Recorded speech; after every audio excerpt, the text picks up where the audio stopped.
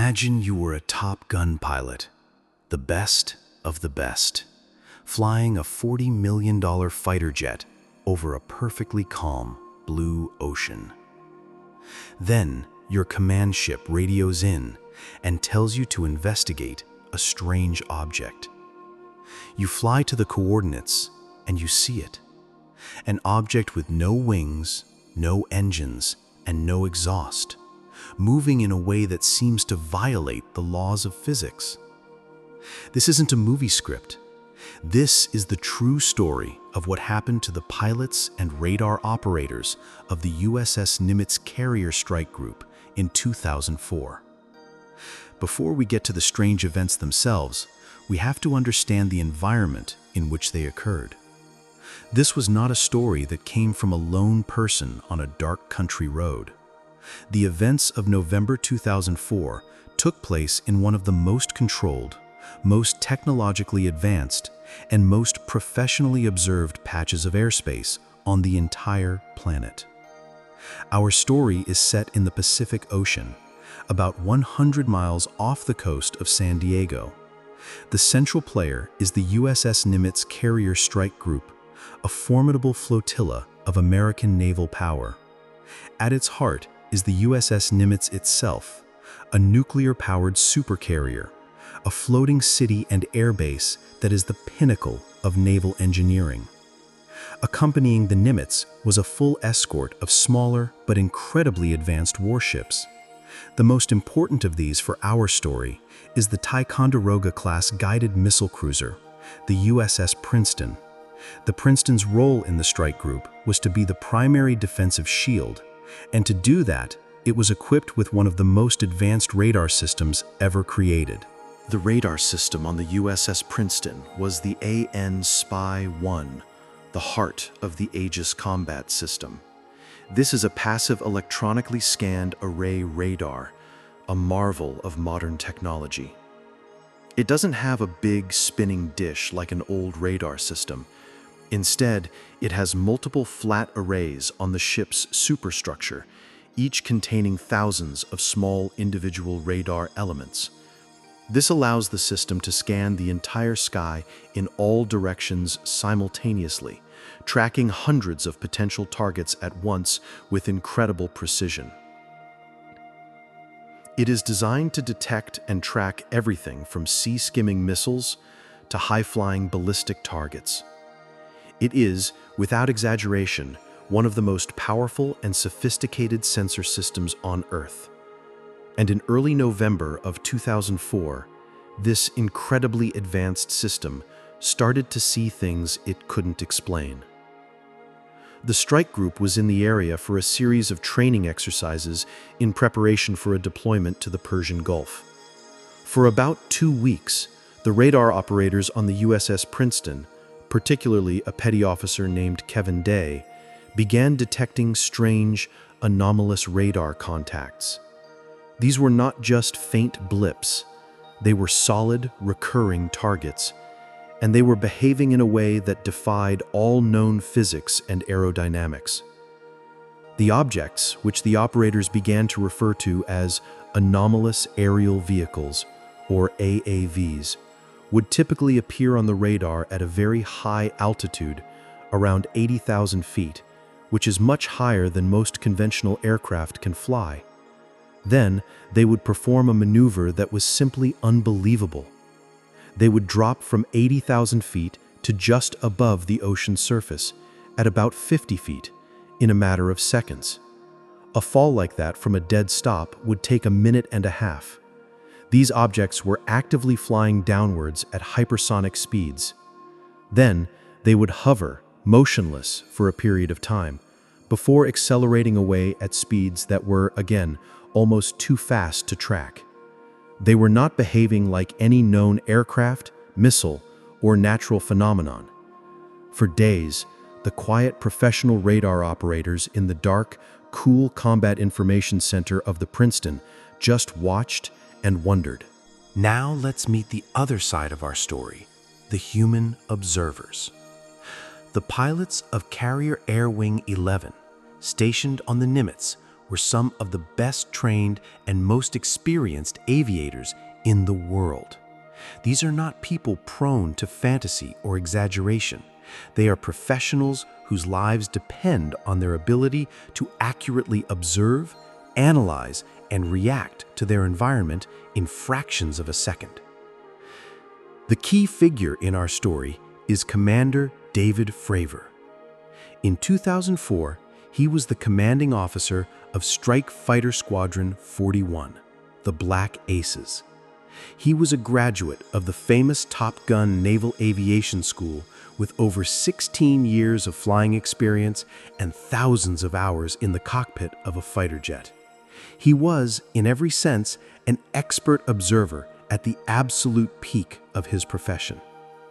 His wingman on the fateful day was Lieutenant Commander Alex Dietrich. She was also a highly accomplished naval aviator, one of the first female pilots to fly combat jets in the U.S. Navy. Together, they represented the pinnacle of skill and professionalism. They were not UFO hunters, they were fighter pilots, focused on their training mission. And the machine they were flying was the F/A-18F Super Hornet. This is the frontline fighter jet of the U.S. Navy, a twin-engine, supersonic jet capable of incredible performance. It is also a flying sensor platform, equipped with its own powerful radar and advanced targeting systems. One of the most important of these is the forward-looking infrared, or FLIR, camera, which allows pilots to see heat signatures and identify targets from a long distance. So, the stage is set. We have a state-of-the-art naval fleet with the world's best radar system, operated by highly trained professionals. We have some of the best fighter pilots in the world, flying one of the most advanced jets ever built. And for several days, the technology and the technicians have been tracking quiet, persistent, and deeply strange objects that are not supposed to exist. This all leads us to the main event on the clear, sunny afternoon of November 14th, 2004. On that afternoon, Commander Fravor and Lieutenant Commander Dietrich launched from the deck of the Nimitz in their two Super Hornets. Their call signs were Fencer 1 and Fencer 2. They were on a routine air defense training mission, a simulated combat patrol. Their jets were not carrying any live weapons, but their sensor systems were fully operational. As they reached their designated training area, the cap point, about 60 miles from the ship, they received a strange call over the radio. It was from the controller on the USS Princeton. He asked them if they were carrying any live weapons. Fravor replied no. The controller then said, "All right, we've got a real-world vector for you." He told them to stop their training exercise and diverted them to a new set of coordinates to investigate one of the strange radar contacts that the Princeton had been tracking. Fravor and his wingman turned their jets and headed towards the new location. As they approached, the radar controller on the Princeton gave them more information. He told them that the object they were being sent to intercept had been dropping from an altitude of 80,000 feet down to sea level for the past 2 weeks. The pilots were intrigued, but also skeptical. This was outside the realm of any known technology. As they got closer, the controller told them they were merged plot, meaning their own jets were now so close to the strange object on the radar screen that the two signals had merged into one. The object should be right there with them. But when Fravor and Dietrich looked around the clear blue sky, they saw nothing. Their own powerful radars on their jets also showed nothing. There was just an empty sky and a calm blue ocean below. Fravor, confused, looked down at the ocean, and that's when he saw it. It was not the object itself he saw first, but its effect on the water. On the otherwise completely calm surface of the Pacific, there was a disturbance. Fravor later described it as looking like a large object was submerged just beneath the surface, causing the water to churn and foam like a 737 was about to crash.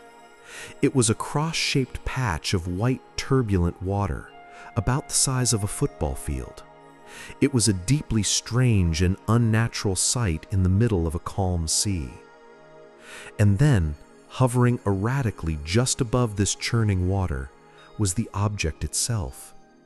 It was exactly as the radar operators had described, but seeing it with his own eyes was something else entirely. Fravor described it as a Tic Tac, and that is the perfect description. It was a smooth, perfectly white, oblong object, shaped like a giant breath mint. It was about 40 feet long, with no visible wings, no tail, no cockpit, and no visible means of propulsion at all. There were no engine nacelles, no propellers, no rotors, and no exhaust plume of any kind. It was just a clean, white, seamless object. It was moving erratically, he said, like a bouncing ping-pong ball. It would hover for a moment and then make sharp, instantaneous movements, changing direction and altitude with a speed and agility that was unlike any aircraft he had ever seen. The 4 pilots in the 2 jets circled high above, just watching this bizarre, silent object perform its strange dance over the churning water below. After a few moments of quiet observation, Fravor, the squadron commander, decided he was going to get a closer look. He began a gentle, descending spiral towards the object, and that's when the object seemed to notice him. As Fravor began his descent, the Tic Tac, which had been hovering near the water, began to ascend to meet him. It seemed to be mirroring his movements, climbing in a perfect, silent spiral, always maintaining its position on the opposite side of the circle from Fravor's jet. It was as if it was aware of him and was reacting to his presence. Fravor decided to try and get a better look, to cut across the circle and fly directly towards the object to get as close as possible. And the moment he did that, the object performed its most incredible and physics-defying maneuver of all. As Fravor pointed the nose of his Super Hornet at it, the Tic Tac, in an instant, accelerated from a near hover to an incredible hypersonic speed. It didn't bank or turn, it just pointed its nose up and vanished. Fravor said it was gone in less than a second. It didn't streak away like a normal aircraft, it just disappeared. There was no sonic boom, no vapor trail, nothing. One moment it was there, a solid, tangible object, and the next, it was simply gone. The 4 pilots were stunned. They were left circling in an empty sky, above a patch of ocean that had now, just as suddenly, become perfectly calm again. The churning white water was gone. There was no trace of the object at all. Fravor and his wingman began to climb back up to their rendezvous point, and as they did, they got another strange call from the USS Princeton. The radar operator, in a quiet, almost stunned voice, said, "Sir, you're not going to believe this." Fravor asked what was going on. The operator replied, "That thing is at your cap point." The Tic Tac, after vanishing in front of their eyes, had, in a matter of seconds, reappeared on the Princeton's powerful radar at the crew's original rendezvous point, their training area, 60 miles away. It was as if it knew where they were going before they did. It was a final, quiet, and deeply unsettling checkmate in this bizarre aerial encounter. With their fuel running low and their minds reeling from what they had just seen, Fravor and his wingmen returned to the USS Nimitz. As soon as they landed, they began to tell their story to their fellow pilots. There was a mix of excitement, disbelief, and professional curiosity. But there was another flight crew that was just about to launch on their own training mission. and their mission was about to change. The pilot of this next flight was Lieutenant Commander Chad Underwood. He was a seasoned FA-18 pilot and an instructor. As he was preparing for his flight, he was told by the mission planners that his training sortie was being changed. He was now being tasked with trying to find and record the strange objects that Fravor's flight had just encountered.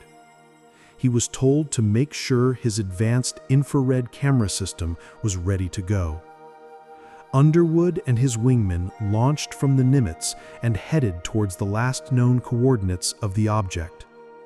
Unlike Fravor's flight, when Underwood arrived on the scene, he saw nothing with his own eyes. The sky was empty. But his instruments told a different story. His powerful APG-73 radar almost immediately got a lock on a faint, high-altitude target. He slewed his forward-looking infrared camera, the FLIR pod, to lock onto the radar signal. And there it was. On his monochrome black-and-white infrared display, he saw a small, hot, pill-shaped object glowing against the cold background of the sky. It was the Tic Tac. And for the next several minutes, Chad Underwood, the quiet, professional pilot, became a cameraman for one of the most famous, most enigmatic, and most important pieces of footage in the history of the UFO phenomenon. This recording would later be known simply as the FLIR-1 video, or more colloquially, the Nimitz Tic Tac video. Let's take a quiet, slow-motion walk through what this famous video actually shows. The footage is grainy and black and white. It shows the view from the shuttles, from the jet's FLIR camera. The display has a lot of information overlaid on it, showing the jet's altitude, speed, and the camera's zoom level. At the center of the screen is the target, a small, dark, oblong shape. It's dark because in this white-hot infrared mode, hotter objects appear darker. The video begins with the system having a difficult time maintaining a lock on the object. The object is moving erratically, making small, sudden changes in its position. The pilots in the cockpit can be heard talking, their voices a mix of professional jargon and pure, unadulterated bafflement. There's a whole fleet of them, one says, though only one is visible on the screen. "My gosh," another exclaims. Then, as the jet's own tracking system tries to keep up, the object performs a series of incredible maneuvers. It seems to hover for a moment, and then it makes a sudden, instantaneous acceleration to the left of the screen. The advanced targeting pod on the F-18, one of the best in the world, cannot keep up. It loses its lock. The pilot can be heard letting out an exclamation of incredulous laughter. "Look at that thing, dude," he says. The video ends with the object having accelerated completely out of the frame, gone in a fraction of a second. This short, grainy video is the only physical, public evidence we have from the Nimitz encounters. It doesn't show a clear, high-resolution picture of an alien spacecraft, but it does show an object, tracked by an advanced military sensor, performing maneuvers that no known aircraft is capable of. It is a quiet, powerful, and deeply puzzling piece of data. So what happened after this incredible day of encounters? What was the official response? The quiet and perhaps most mysterious part of the whole story is that, officially, almost nothing happened. When Commander Fravor and Commander Underwood returned to the USS Nimitz, they and their flight crews were debriefed by their superiors. They recounted their experiences, the FLIR video was watched. There was a sense of excitement and confusion among the pilots and the intelligence officers on board. People would quietly talk about it in the hallways, sharing sea stories about the strange Tic Tacs that the Black Aces had chased. But there was no formal, high-level investigation. No team of scientists or officials was flown out to the ship to interview the witnesses or analyze the data in depth. According to the pilots, after their initial debriefs, the topic was simply dropped. It was treated as a strange, but ultimately unexplainable, one-off event. And then there is the quiet mystery of the missing data. The advanced radar on the USS Princeton had been tracking these objects for 2 weeks. It had recorded their incredible flight characteristics, the high-altitude appearances, the hypersonic descents, the hovering. All of this data would have been a scientific goldmine. But according to Kevin Day, the lead radar operator on the Princeton, and other witnesses, shortly after the main encounter on November 14th, all the data tapes, from the radar systems, from the ship's data recorders, and even from the early warning aircraft that were in the air, were collected by a group of unknown personnel who came aboard the ship via helicopter. They were told it was for analysis. And then, the tapes were never seen again. They vanished. The only piece of data that survived was the single FLIR video that Chad Underwood had recorded, which he had saved a copy of himself. This quiet and slightly ominous disappearance of the data is one of the most intriguing and debated aspects of the entire Nimitz story. For those who lean towards a prosaic explanation, it is perhaps just a case of classified data being handled through normal, secret channels. The strike group was preparing for deployment and was testing advanced new systems. It's logical that any unusual data, especially from their most advanced radar, would be collected for analysis by a specialized intelligence unit. But for those who see something more profound in these events, the story of the vanishing tapes is a cornerstone of the mystery. It suggests that someone, somewhere in the military command structure, understood the significance of what had been recorded and took immediate steps to secure and classify it at the highest possible level. Whatever the reason, the result was the same.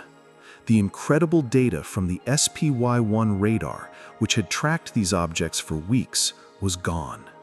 The eyewitness accounts of the 4 highly trained naval aviators were filed away. And the single, grainy, black and white infrared video from Chad Underwood's jet was, for a time, all that remained. And so, for more than a decade, the story of the Nimitz encounter simply ceased to exist in the public world. It became a quiet piece of modern folklore, a sea story shared among naval aviators and the radar operators who had been there. It was a whispered tale of the day we saw the Tic Tacs. The pilots involved went on with their careers. Commander Fravor, for example, completed his deployment and eventually retired from the Navy in 2006 after a distinguished career. The event was a strange, unresolved, but ultimately undocumented part of their personal history. The world moved on, completely unaware that one of the most well-documented UAP encounters in modern history had taken place.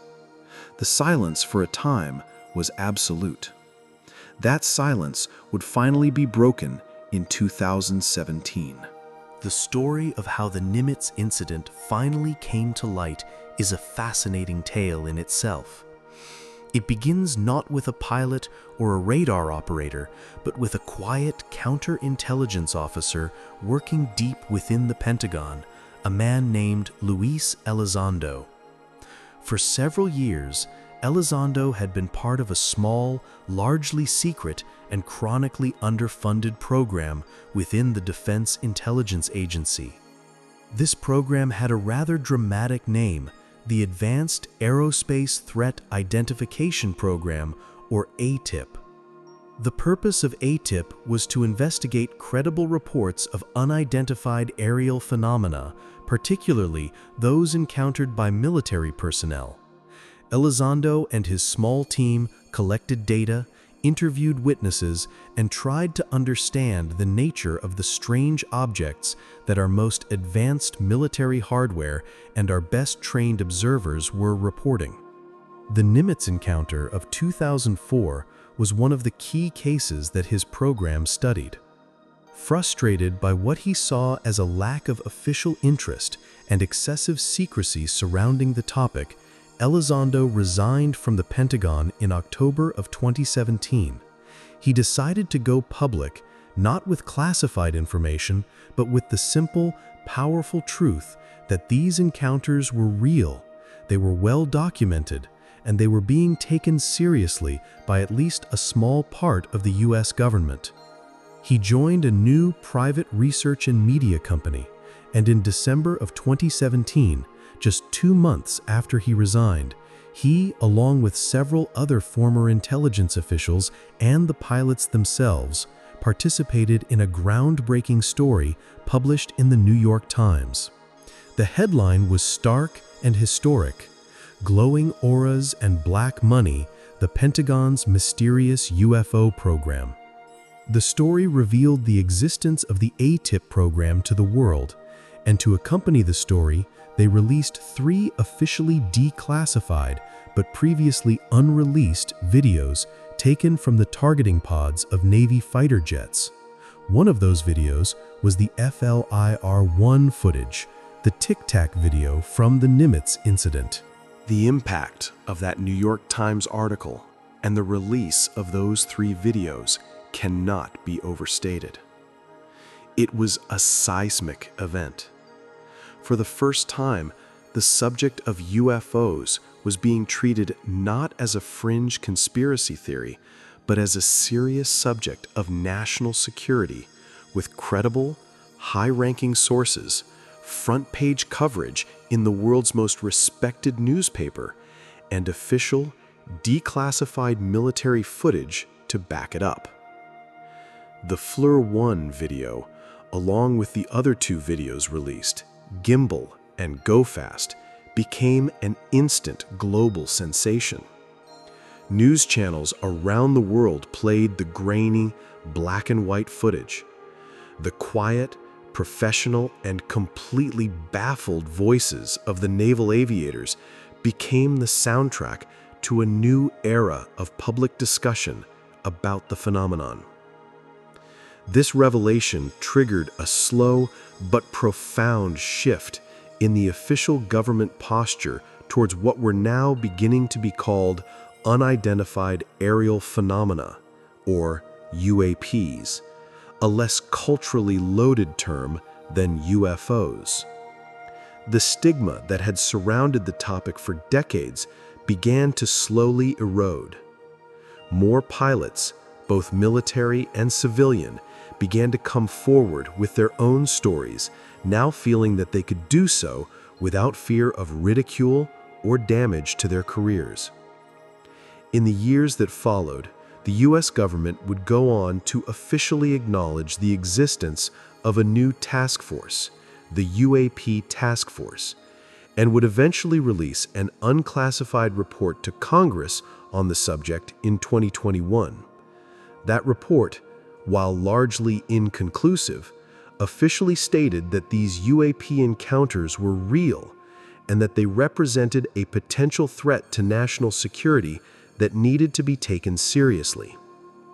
The quiet sea story of the Nimitz encounter had, after 13 years of silence, become the catalyst for a whole new chapter in our collective conversation about the mysteries of our own skies. So, with the story now out in the open, let's take a quiet, methodical look at what makes the Nimitz incident so compelling and so difficult to explain away. To do this, we can use a framework developed by researchers and investigators like Luis Elizondo. They have identified 5 key observable characteristics of these UAP encounters that seem to defy our known understanding of technology and physics. These are the 5 observables, and the Tic Tac object witnessed by the Nimitz crew seemed to exhibit all 5 of them. Let's take a slow, quiet walk through each one. The first observable is anti-gravity lift. When Commander Fravor first saw the Tic Tac, it was hovering erratically just above the surface of the ocean. It was maintaining its altitude and its position against the force of gravity without any visible means of propulsion. It had no wings to generate aerodynamic lift. It had no rotors or propellers to push air downwards, and it had no visible engine exhaust, no plumes of hot gas to provide rocket-like thrust. It just hung there, silently, in the air. This ability to defy gravity without any of the known methods of doing so is a profound technological mystery. All of our aircraft, from planes to helicopters to rockets, are loud, hot, and require a massive amount of energy and thrust just to get off the ground. The Tic Tac seemed to do it effortlessly and silently. The second observable is sudden and instantaneous acceleration. This was witnessed most dramatically by the pilots when the Tic Tac vanished in front of them. It went from a near hover to a hypersonic speed almost instantly. A human pilot in a conventional aircraft could not survive this kind of acceleration. The G-forces would be instantly fatal. Even our most advanced uncrewed drones cannot perform these kinds of instantaneous changes in velocity. It suggests a form of propulsion that is not based on the slow, steady push of a jet engine or a rocket, but on something else entirely, something that can manipulate inertia or the fabric of space-time itself. The third of the 5 observables is closely related to the second. This is the ability to achieve hypersonic velocities without signatures. When an object travels through our atmosphere faster than the speed of sound, it creates a powerful shock wave, a sonic boom. It also generates a tremendous amount of heat from friction with the air, which should be clearly visible to infrared sensors. When the Tic Tac object displayed none of these signatures, when it accelerated away from Commander Fravor at what was estimated to be a speed of many thousands of miles per hour, it did so completely silently. There was no sonic boom, and when it was tracked on the FLIR pod, while it was visible as a hot object, it did not have the characteristic massive plume of superheated air or exhaust that you would expect from a vehicle traveling at hypersonic speeds. It seemed to move through our atmosphere as if the air wasn't even there. This suggests a technology that can somehow displace or manipulate the medium it is traveling through, a quiet and deeply puzzling capability. The fourth observable is low observability, or what we would commonly call stealth. The object appeared to have the ability to be invisible to certain types of sensors while being visible to others. Remember, when Fravor and Dietrich first arrived on the scene, their own powerful airborne radars detected nothing, even though the much more powerful SPY-1 radar on the Princeton could see it clearly. And later, when Chad Underwood was filming the object with his infrared camera, he could not see it with his own eyes. It was visible in the infrared spectrum, but not in the visible spectrum. This ability to be cloaked to certain sensors suggests an incredibly advanced level of stealth technology, far beyond our own capabilities. It seems to be able to control how it reflects or emits radiation across different parts of the electromagnetic spectrum. And the fifth and final observable is perhaps the strangest of all. This is transmedium travel. This refers to the object's apparent ability to operate seamlessly and effectively in multiple different environments, specifically the air and the water. The encounter began with the pilots seeing that strange, churning disturbance on the surface of the ocean. This has led to the strong suspicion that the object they saw, the Tic Tac, had either just emerged from the water or that another, much larger object was still submerged beneath it.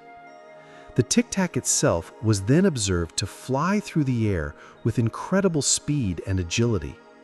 And according to some of the radar operators on the Princeton, these objects were tracked dropping from the vacuum of high-altitude space down to the ocean surface in a matter of seconds. So you have an object that can seemingly operate in the vacuum of space, in the air, and underwater, all with equal ease. This is an incredible technological challenge. We build specialized vehicles for each of these environments. A submarine is not an airplane, and an airplane is not a spaceship. A vehicle that could do all three would require a complete revolution in our understanding of material science and propulsion. It would have to be able to withstand the crushing pressure of the deep ocean, the friction of hypersonic flight in the atmosphere, and the vacuum and radiation of space. These 5 observables, when taken together, paint a picture of a technology that is far beyond anything we are known to possess. And it is this quiet, stark technological mystery that makes the Nimitz incident such an enduring and profound puzzle. It is a story not of strange lights, but of hard data, of advanced sensors, and of credible, expert witnesses all reporting the same, seemingly impossible set of facts. So, with the story laid out, with the testimony of the pilots and the data from the sensors, we are left with the same quiet, profound question that the sailors and aviators on the USS Nimitz were left with back in 2004. What was it? The honest and simple answer is that we do not know. But the lack of a definitive answer has, of course, led to a wide range of theories and hypotheses.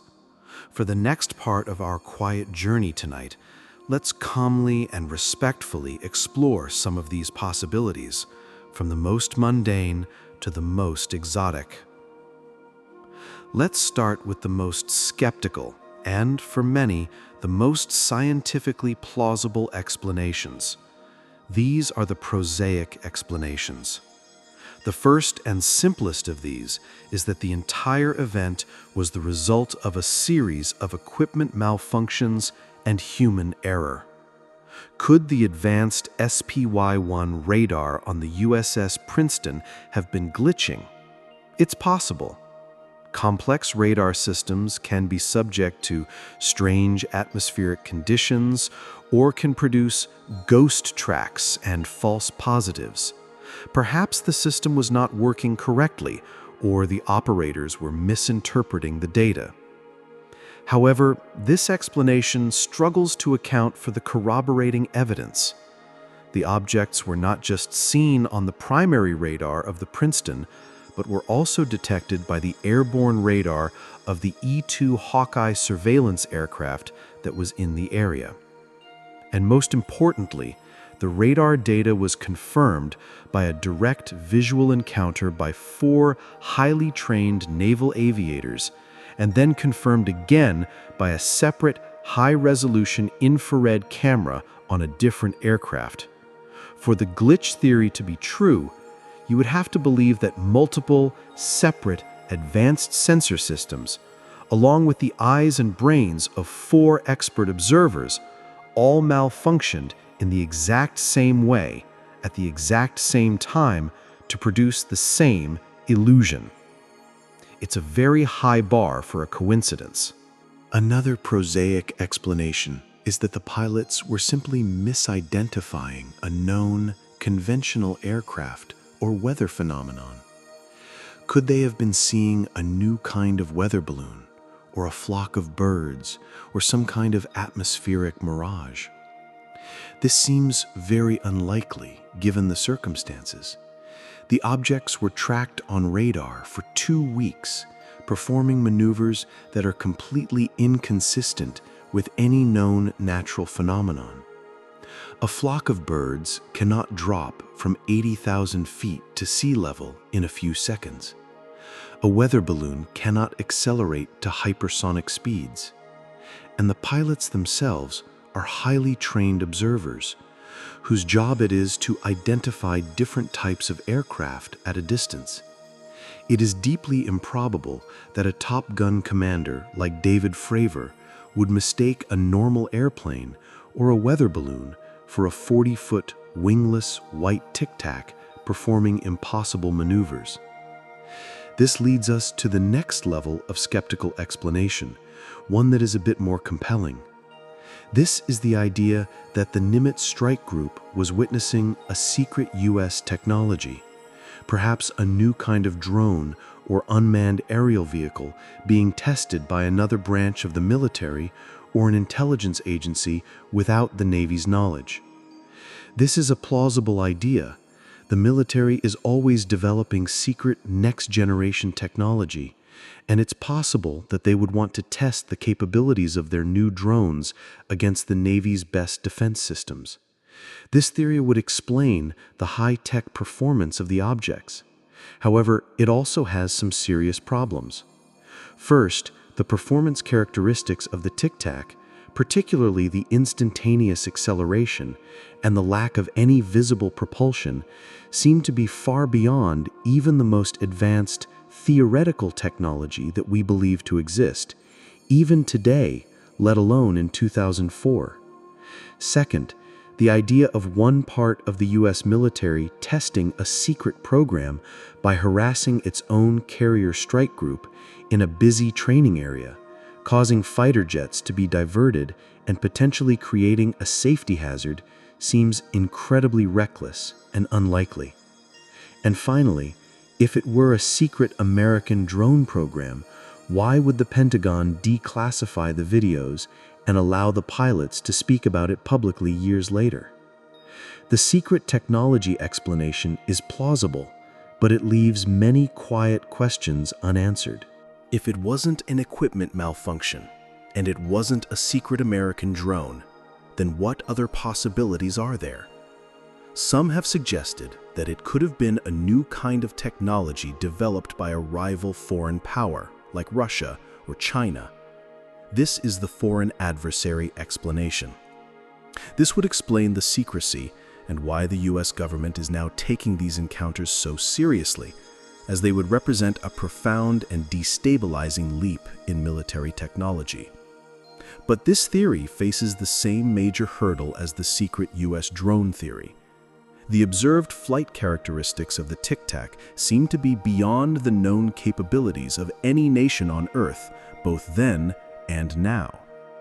The idea that another country had developed technology in 2004 that could fly at hypersonic speeds with no heat signature and could seemingly defy gravity is, to put it mildly, extremely unlikely. If such technology existed, it would have likely been deployed in other, more conventional military ways by now. And so, after we have calmly and quietly explored all the conventional explanations and found them all to be wanting in some way, we are left with the final, most speculative, and most profound possibility of all. This is the extraterrestrial hypothesis. This is the idea that the Tic Tac was not a product of any human technology, but was a probe, a drone, or a vehicle from a non-human intelligence. It is, of course, a breathtaking claim, and one that requires extraordinary evidence. And the Nimitz incident, for many, comes closer to providing that level of evidence than any other event in modern history.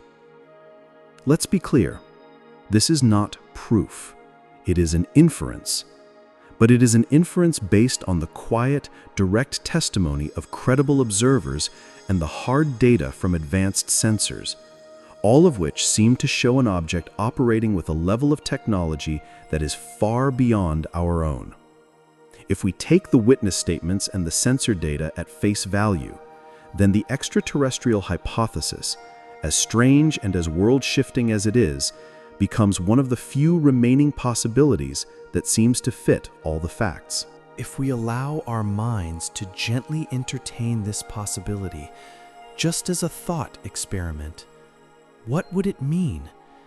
It would mean that a non-human intelligence of unknown origin and unknown intent is operating with impunity in our most secure, most highly monitored military airspace.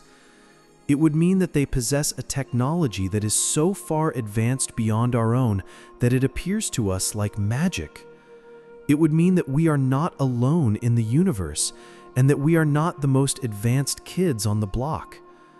It's a thought that is both exhilarating and deeply humbling. It's a thought that could change our entire perspective on our place in the cosmos. But for now, it remains just that, a thought, a possibility, a quiet, speculative answer to a profound and well-documented mystery. So, let's leave the realm of theory and return to the quiet, simple facts of the story. A team of the world's best-trained observers, using some of the world's most advanced technology, encountered something they could not explain. And we, years later, are left with their incredible story, a handful of quiet questions, and a short, grainy, black and white video of a little white object that shouldn't exist. And so our long, quiet investigation into the Nimitz encounter comes to a close. We have walked through the events of that strange week in November of 2004. We have listened to the calm, professional, and baffled accounts of the naval aviators who saw the object with their own eyes. We have examined the grainy, infrared footage that is our only public physical evidence.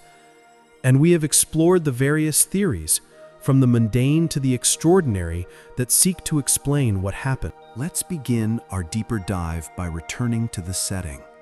Let's spend more quiet time appreciating the world of a U.S. Navy carrier strike group. It is one of the most complex and powerful human-made environments on Earth. The supercarrier itself, the USS Nimitz, is a floating sovereign territory, a city of 5,000 sailors and aviators. Its flight deck is a place of incredible controlled violence and precision, launching and recovering high-performance jets every few minutes. It is a world of immense noise, of jet fuel, of steam catapults, and of absolute, unwavering professionalism. Surrounding this carrier are its protectors, and for our story, the most important of these is the USS Princeton. Let's look more closely at its SPY-1 radar system. This is the heart of the Aegis combat system. It is a passive electronically scanned array, which means it has no moving parts. The radar beam is steered electronically, allowing it to scan the entire sky almost instantaneously and to track hundreds of objects at once. It is designed to detect and track sea-skimming cruise missiles traveling at supersonic speeds. It is one of the most sophisticated surveillance systems ever built by humans. For this system to begin detecting a series of objects that did not behave like missiles or aircraft or anything it was programmed to recognize was a quiet anomaly of the highest order. The radar operators on the Princeton were not UFO hunters.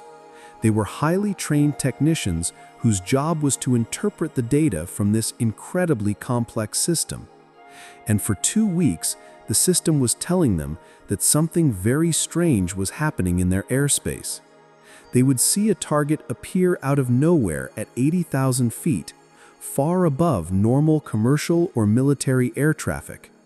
Then they would watch as this target descended, almost instantly, to just above the water.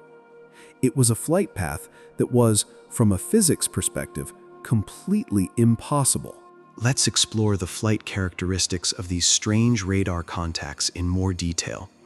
The radar operators, led by Senior Chief Kevin Day, were so intrigued by these anomalous aerial vehicles that they began to study them. They noticed that the objects would often appear in groups of 5 to 10, moving in a loose formation. They would travel from their high-altitude starting point to a specific rendezvous point about 60 miles off the coast, which happened to be the same location as the strike group's planned training exercises. The descent was the most baffling part. To drop from 80,000 feet to sea level in just a few seconds requires an average speed of many thousands of miles per hour, well into the hypersonic range. And yet, there were no sonic booms detected and no heat signatures consistent with such a rapid atmospheric entry. Once they reached their low altitude, the objects would often hover, motionless, for minutes or even hours at a time. Then they would accelerate away at speeds that were, again, hypersonic, often disappearing off the radar scope in a matter of seconds. And they did not seem to be affected by the wind or the weather. They could hover perfectly in high winds. The operators did everything they could to troubleshoot their system. They recalibrated the radar, they ran diagnostics, they even shut the entire system down and restarted it. But the strange objects always came back. They were not ghost signals or system errors. They were solid, physical, and recurring radar tracks. After several days of this, the operators were confident that what they were seeing was real. They just had no idea what it was. It was a quiet, persistent, and deeply puzzling mystery playing out on their radar screens in the dark, cool Combat Information Center of a U.S. Navy cruiser. It was a prelude to the main event. Now let's turn our attention to the human observers, the highly trained pilots who would become the central witnesses in this quiet, strange drama. The lead pilot in our story is Commander David Fravor. In 2004, he was the commanding officer of Strike Fighter Squadron 41, the Black Aces. He was a graduate of the famous Top Gun Naval Aviation School with over 16 years of flying experience and thousands of hours in the cockpit of a fighter jet. He was, in every sense, an expert observer at the absolute peak of his profession, not a person given to flights of fancy. His wingman on this day was Lieutenant Commander Alex Dietrich. She was also a highly accomplished naval aviator, one of the first female pilots to fly combat jets in the U.S. Navy. Together, they represented the pinnacle of naval aviation skill and professionalism. On the clear, sunny afternoon of November 14, 2004, Fravor and Dietrich, along with their two weapons systems officers in the back seats, launched from the deck of the Nimitz in their two F/A-18F Super Hornets. Their call signs were Fencer 1 and Fencer 2. They were on a routine air defense training mission, a simulated combat patrol, about 100 miles out over the Pacific. Their jets were not carrying any live weapons for this training sortie, but all of their powerful sensor systems were fully operational. As they reached their designated training area, the rendezvous point known as the Cap Point, they received a strange and unexpected call over the radio. It was from the command controller on the USS Princeton. The controller asked them, "Hey, I was wondering, are you carrying any real-world ordnance?" Fravor replied, "No, they were only carrying dummy training missiles." The controller paused for a moment and then said, "All right, well, I've got a real-world vector for you." He told them to immediately stop their training exercise. He had something else he wanted them to look at. The quiet, professional curiosity of the pilots was piqued. This was not a normal communication. The radar controller on the Princeton gave Fravor and his flight of two jets a new set of coordinates and a new task: to investigate one of the strange, anomalous radar contacts that the ship's advanced SPY-1 radar had been tracking for the past 2 weeks. The controller calmly passed along the bizarre flight characteristics of the objects, the high-altitude appearances, the hypersonic descents, and the hovering. The pilots listened, intrigued but also deeply skeptical. This was far outside the realm of any known technology, and pilots are trained to be wary of sensor anomalies. Fravor and Dietrich turned their jets and began flying towards the new location. As they approached, the controller on the Princeton provided updates. "Fencer, be advised, I have your contacts. They're at your 12 o'clock, about 20 miles. The pilots looked out, scanning the empty sky. Their own powerful AN-APG-73 radars, however, were showing nothing. This was the first strange data point. The massive, ship-based radar could see the objects clearly, but their own advanced airborne radars could not. As they got closer, the controller told them they were now merged plot. This is a standard term meaning their own radar return and the unidentified object's radar return were now so close together on his screen that they had merged into a single blip. The object should be right there with them, in the same patch of sky. But as the four pilots, 2 in each jet, looked around the perfectly clear blue sky, they saw nothing. There were no other aircraft, no missiles, no birds, no balloons. There was just the empty sky and the calm blue, sun-drenched surface of the Pacific Ocean below. Fravor, confused, began to scan the ocean surface with his eyes, looking for any sign of a ship or a submarine that might be part of the exercise. And that's when he saw it. Not the object itself, but the strange, impossible disturbance it was making on the water below. On the otherwise completely calm surface of the Pacific, there was a patch of churning, turbulent whitewater. Fravor later described it as looking like a large object was submerged just beneath the surface and was boiling the water, or as if a 737 airplane had crashed and was sinking. It was a cross-shaped patch of white, roiling water, about the size of a football field. It was a deeply strange and completely unnatural sight in the middle of a calm sea with no discernible cause. And then, hovering erratically just above this churning water, was the object itself. It was exactly as the radar operators had tried to describe, but seeing it with his own eyes was something else entirely. Fravor has famously and consistently described it as looking like a giant white Tic Tac, and that is a perfect description. It was a smooth, perfectly white, oblong object, shaped like a giant breath mint. It was about 40 feet long, roughly the size of their own F-18 jet, but it had no visible wings, no tail, no cockpit, and most crucially, no visible means of propulsion at all. There were no engine nacelles, no propellers, no rotors, and no plumes of hot exhaust gas. It was just a clean, white, seamless object with no sharp edges, hanging in the air. Its motion was just as bizarre as its appearance. It was not hovering perfectly still. Fravor described it as moving erratically, bouncing back and forth like a bouncing ping-pong ball, changing its altitude and its orientation with a kind of skittish, unpredictable energy. It seemed to be aware of the churning water below it and was interacting with it in some way.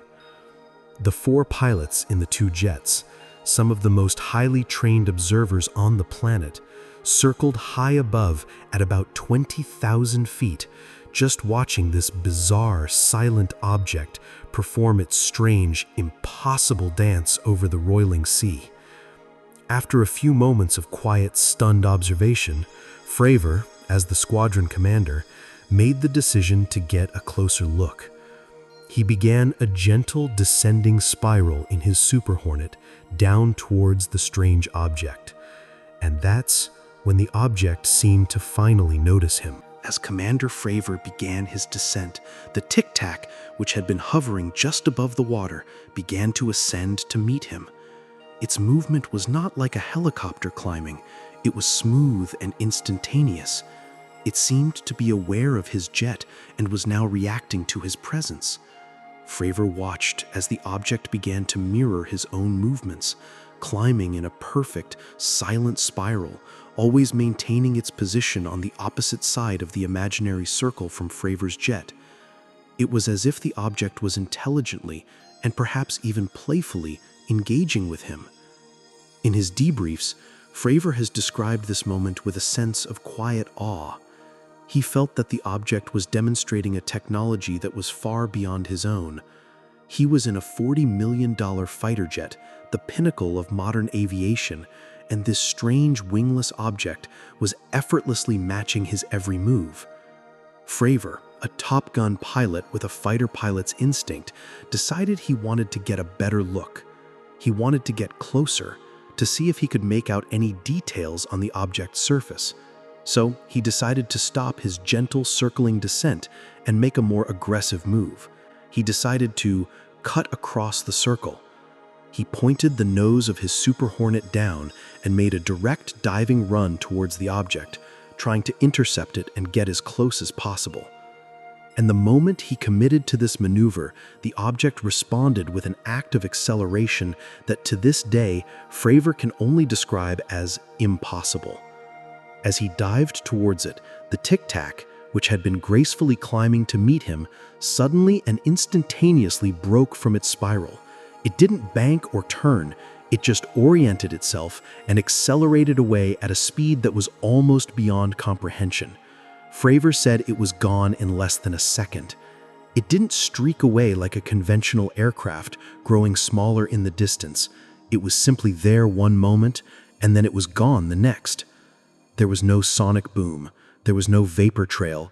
There was no sign of any propulsion. It just vanished from sight against the clear blue sky.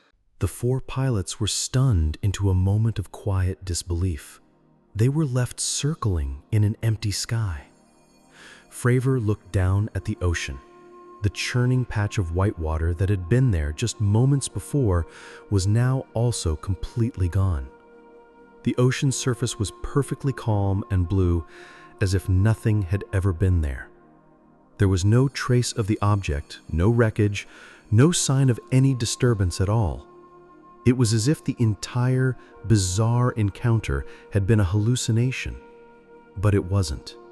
4 expert observers in 2 separate aircraft had all seen the same thing. Fravor and his wingman, Lieutenant Commander Dietrich, now low on fuel, decided to end their investigation and climb back up to their original rendezvous point, their sat point, to continue with their scheduled training. And as they did, they got another strange and deeply unsettling radio call from the USS Princeton. The radar operator on the ship, in a quiet, almost stunned voice, came on the radio and said, "Sir, you're not going to believe this." Fravor, still processing what he had just seen, asked what was going on. The operator replied, "That thing is at your sat point." Let's just pause and appreciate the profound weirdness of that statement. The Tic Tac object, after vanishing in front of their eyes, had, in a matter of just a few seconds, reappeared on the Princeton's powerful SPY-1 radar. And it wasn't just anywhere. It was at their specific, prearranged rendezvous point, their training area, some 60 miles away. The object had traveled 60 miles in less time than it took for Fravor to even begin his climb back up. And more than that, it seemed to know where they were going before they did. It was a final, quiet, and deeply unsettling checkmate in this bizarre aerial chess game. It seemed to be a demonstration not just of incredible technology, but of some form of intelligence that was one step ahead of them.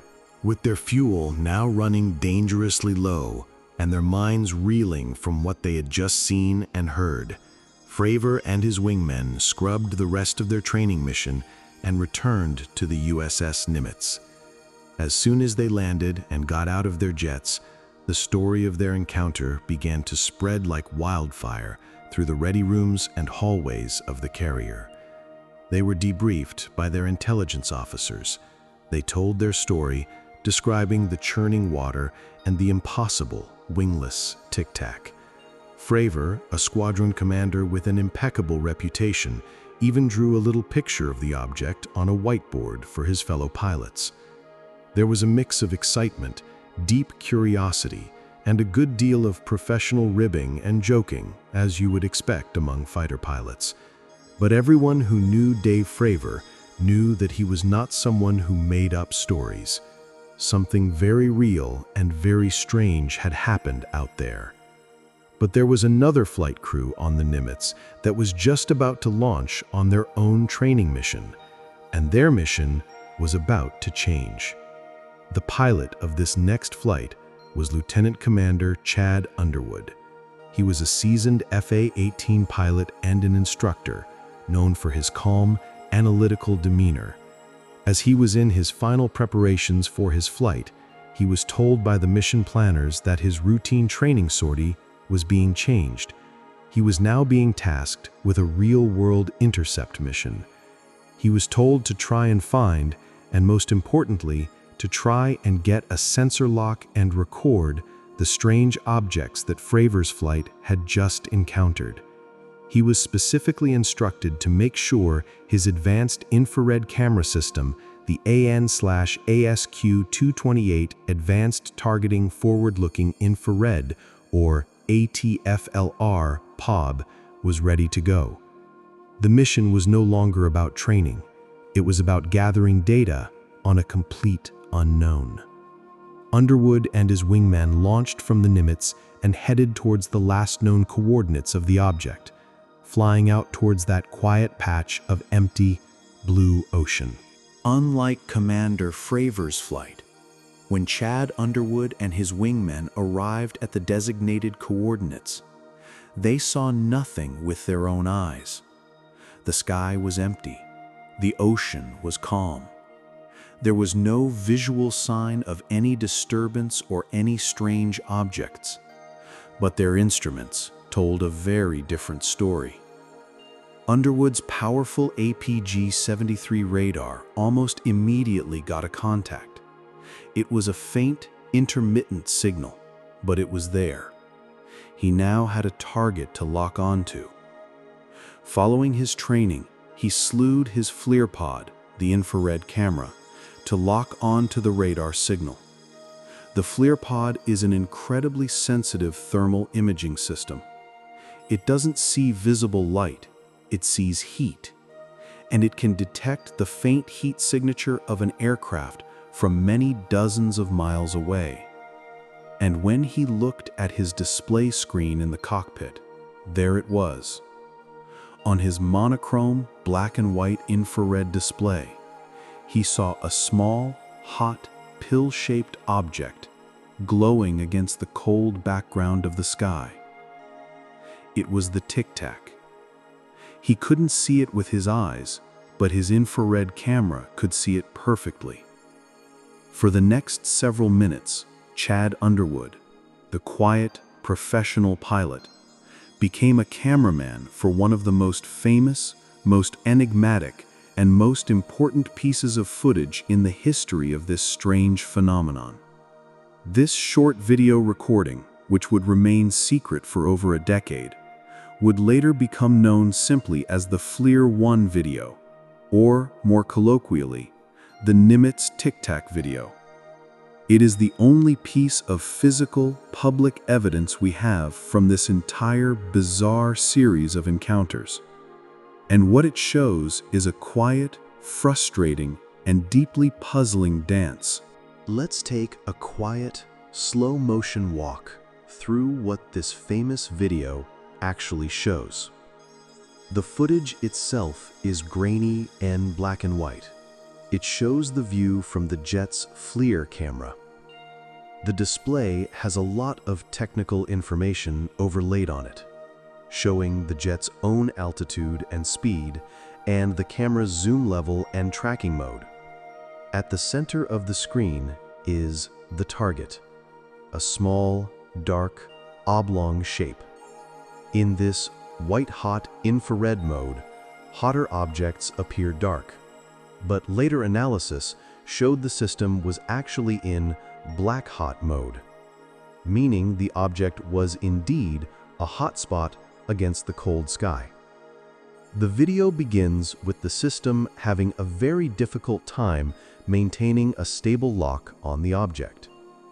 The object is moving erratically, making small, sudden, and unpredictable changes in its position. This is not how a normal aircraft flies. Then, the audio from the cockpit recording kicks in.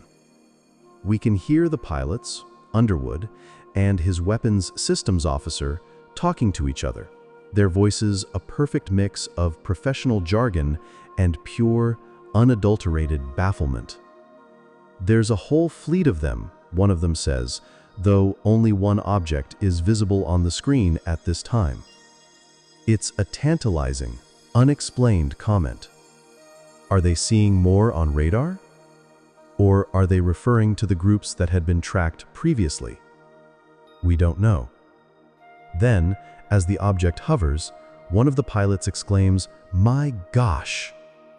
The camera's auto-track system struggles to keep up with the object's strange movements. Then, as the jet gets closer, the pilot zooms in. The object remains a simple, pill-like shape with no discernible features. And then, it performs its final, impossible act. It begins a slow drift to the left, and then it suddenly, instantaneously, accelerates to a speed that is so fast the advanced targeting pod on the F-18, one of the best in the world, cannot keep up. It breaks the lock in a fraction of a second. The pilot can be heard letting out an exclamation of incredulous laughter. "Look at that thing, dude," he says. The video ends with the object having accelerated completely out of the frame. It is gone. This short, grainy, and deeply puzzling video is where the direct, physical evidence of the encounter ends. For Chad Underwood and his weapons systems officer, the experience was one of professional disbelief.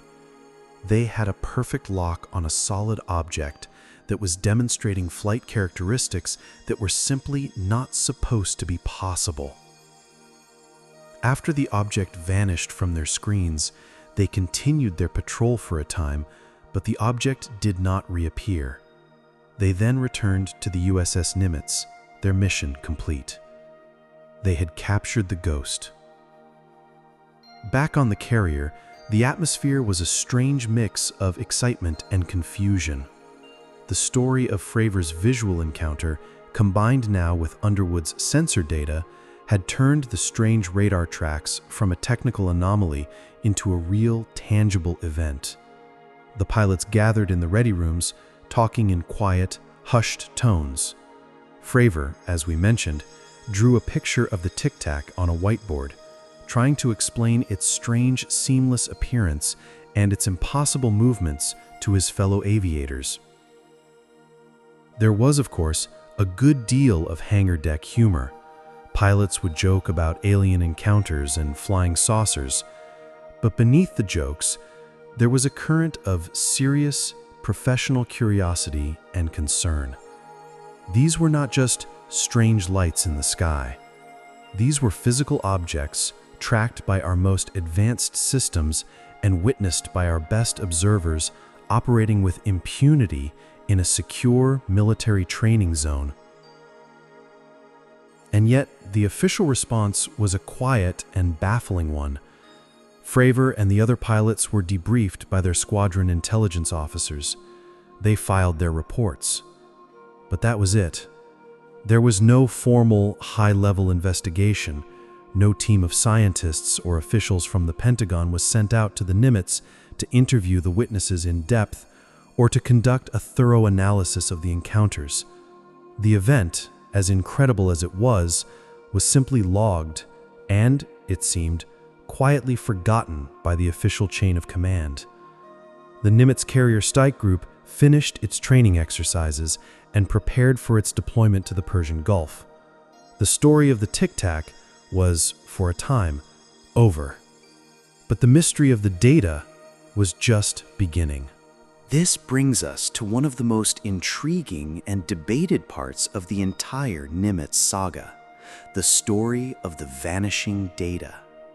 As we know, the advanced SPY-1 radar system on the USS Princeton had been tracking these anomalous objects for about 2 weeks prior to Fravor's encounter. This system would have generated a massive amount of incredibly valuable data. It would have contained a precise record of the object's flight paths, their altitudes, their speeds, and their incredible acceleration and deceleration. This data would have been a scientific and intelligence goldmine, allowing analysts to definitively rule out conventional explanations and to understand the true nature of the object's performance. The same is true for the other sensor systems in the strike group. The E-2 Hawkeye, an airborne early warning aircraft, was also in the air during the encounters. Its own powerful radar would have collected a huge amount of data. The ships themselves, including the Nimitz, have sophisticated electronic warfare systems that are constantly listening for radio signals, radar emissions, and other electronic signatures. All of this data would have been recorded on high-capacity magnetic tapes.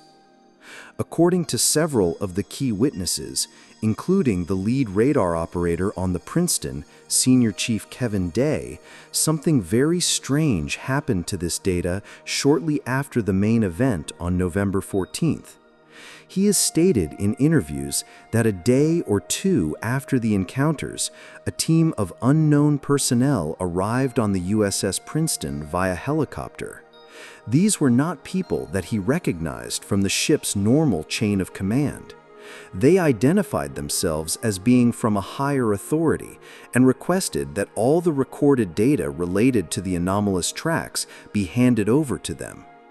The data tapes from the SPY-1 radar, the ship's logs, and other sensor systems were collected by this team. The operators were told that the data was being taken for further analysis, and then it was gone. The original, raw data from the 2 weeks of tracking, according to these witness accounts, was never seen again by the ship's crew. It was classified, confiscated, or perhaps, as some have speculated, even lost in the vast bureaucracy of the military intelligence world. The quiet disappearance of this data has become a central pillar of the Nimitz mystery. For those who believe this was a genuine encounter with an unknown technology, the story of the vanishing tapes is seen as clear evidence of a high-level cover-up. It suggests that someone in the Pentagon or the intelligence community saw the data, recognized its profound significance, and immediately took steps to classify it at the highest possible level, hiding it from public view and even from most of the Navy itself. For those with a more skeptical view, the explanation is likely more mundane. In a highly sensitive military training environment where advanced new radar systems are being tested, it is standard procedure for any unusual or anomalous data to be collected for analysis by specialized technical intelligence units. The men in suits arriving by helicopter might not have been part of some shadowy conspiracy, but simply technicians from the Naval Air Systems Command or the Office of Naval Intelligence doing their job, collecting data on a potential radar anomaly or a possible new form of electronic warfare being tested by an adversary. Whatever the reason, the result is the same. The vast majority of the hard, quantitative data from the Nimitz encounters has never been made public.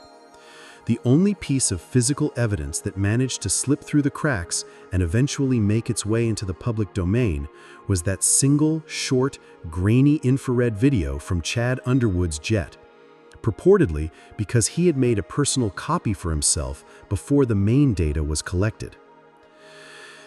And so, for the next 13 years, from 2004 to 2017, the story of the Nimitz encounter entered a long period of quiet hibernation. It was not a public event. It was a piece of military folklore, a sea story, a legend that was passed down among the naval aviators who had been there or who had heard about it from a friend of a friend. It was the strange tale of Fravor's Tic Tac. The pilots involved went on with their distinguished careers.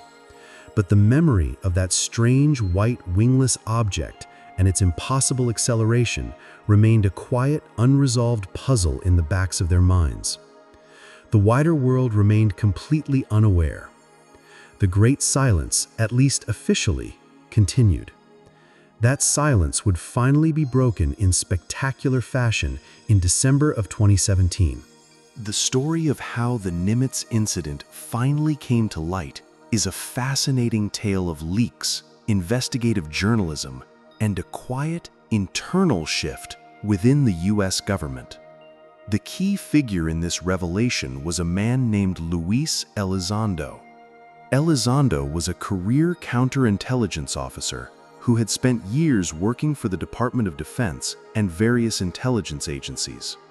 According to Elizondo, from 2007 to 2012, the Pentagon ran a small, largely secret, and, according to him, chronically underfunded program to study the UAP phenomenon. This program was called the Advanced Aerospace Threat Identification Program, or AATIP. Its purpose was to use the full range of the U.S. intelligence community's resources to investigate credible reports of unidentified aerial phenomena, particularly those encountered by military personnel, like the Nimitz incident. The program was reportedly championed by several powerful senators who had a personal interest in the topic. Elizondo claims that he was the director of this program. He and his small team collected and analyzed data from numerous encounters, including the Nimitz case. They interviewed witnesses and tried to understand the nature and the potential threat of the technology they were observing. However, he says he became increasingly frustrated by what he saw as a culture of excessive secrecy and a lack of official interest from the senior leadership at the Pentagon. He felt that this was a serious national security issue that was not being taken seriously enough. In October of 2017, Elizondo resigned from his position at the Pentagon in protest. He decided that the only way to get the subject taken seriously was to bring it into the public domain. He joined a new private research and media company called To the Stars Academy of Arts and Science, co-founded by the musician Tom DeLonge. And together, they began to work with a team of investigative journalists from the New York Times. On December 16, 2017, the story broke. The New York Times published a stunning front-page article with the headline, "Glowing Auras and Black Money, the Pentagon's Mysterious UFO Program." The article, written by journalists Helene Cooper, Ralph Blumenthal, and Leslie Keane, revealed the existence of the ATIP program to the world for the very first time. It detailed the secret funding of the program and featured interviews with key participants, including Luis Elizondo and Commander David Fravor himself, who spoke publicly about his Tic Tac encounter for the very first time. The story was a bombshell. But what truly elevated it from an interesting piece of investigative journalism into a global phenomenon was what accompanied it.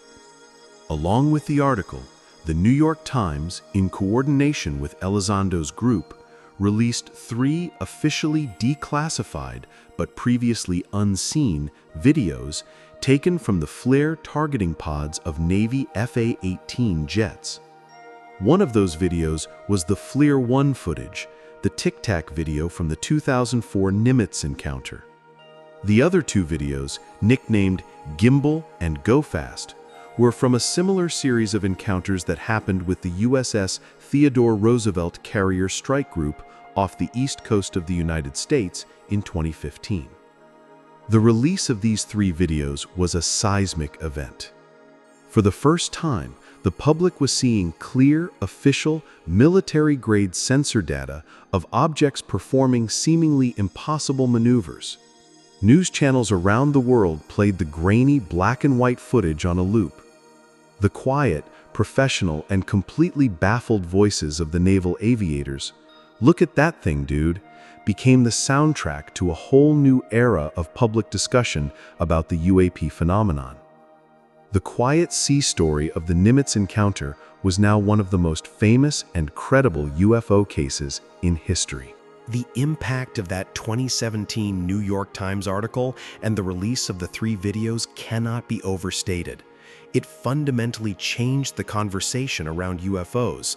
The topic began to move out of the realm of fringe conspiracy theories and into the realm of serious mainstream discussion. The long-standing stigma that had prevented pilots, military personnel, and politicians from talking openly about the subject began to slowly but surely erode. In the years that followed, more and more credible witnesses began to come forward with their own stories, feeling that they could now do so without risking their careers or facing ridicule. Lieutenant Commander Alex Dietrich, Fravor's wingman, eventually gave her own public interviews confirming every detail of his account. Chad Underwood, the pilot who filmed the FLIR-1 video, also came forward to describe his experience. This new level of openness also forced a slow but significant shift in the official government posture. In 2020, the Pentagon officially declassified the 3 videos, confirming that they were authentic recordings of real, unexplained aerial phenomena. A year later, in 2021, the Office of the Director of National Intelligence released a preliminary, unclassified report to Congress on UAPs. That report was a historic document. While it was largely inconclusive and stated that most of the 144 incidents it examined remained unexplained, it was an official admission from the U.S. government that these UAP encounters were real, that they were being tracked by our most advanced sensors, and that they represented a potential threat to national security and flight safety that needed to be taken seriously. The report specifically mentioned the unusual flight characteristics of these objects, including their ability to remain stationary in high winds, move against the wind, and accelerate suddenly to extreme speeds without any visible means of propulsion. The quiet sea story of the Nimitz encounter had become the catalyst for a new and much more serious official investigation into the mysteries of our own skies. So, with the story now firmly in the public domain and its credibility largely established, let's take a quiet, methodical look at what makes the incident so deeply puzzling from a scientific and technical point of view.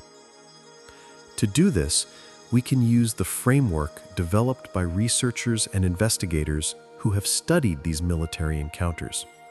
They have identified 5 key observable characteristics of these objects that seem to defy our known understanding of technology and physics. These are the 5 observables. The Tic Tac object witnessed by the Nimitz crew appeared to exhibit all 5 of them. Let's take a slow, quiet walk through each one and appreciate the profound technological mystery that each one represents.